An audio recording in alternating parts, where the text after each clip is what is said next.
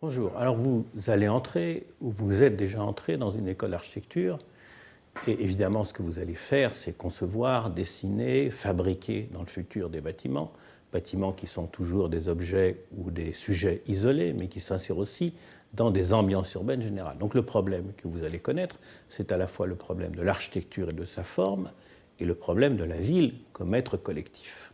Alors c'est un problème auquel on s'intéresse beaucoup actuellement, et qu'en Europe, on maîtrise assez bien depuis une trentaine d'années maintenant, à la fois en ce qui concerne les tissus anciens, la manière dont on s'y insère, à la fois en ce qui concerne les problèmes un peu plus compliqués des périphéries, de leur densification, de leur aménagement, de la manière d'en les rendre un peu plus agréables quand elles ont été bâclées, ce qui est souvent le cas.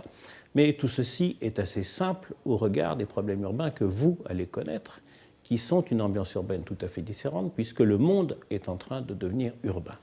On est, et vous allez être, non pas seulement face aux villes européennes, mais face aux villes du monde, vous allez voyager. Et ce sont des villes qui ont 20, 30 millions d'habitants, pour Jakarta, pour Séoul, pour Mexico.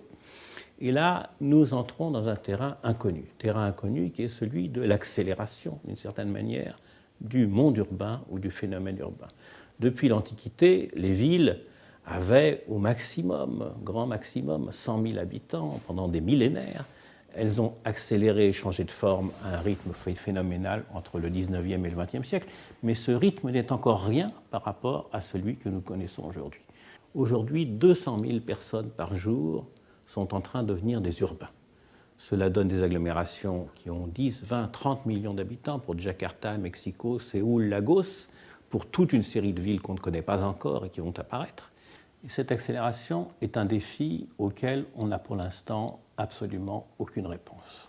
On imagine qu'il va falloir trouver des systèmes de transport beaucoup plus puissants que ceux qu'on connaît actuellement, mais aussi beaucoup plus sobres.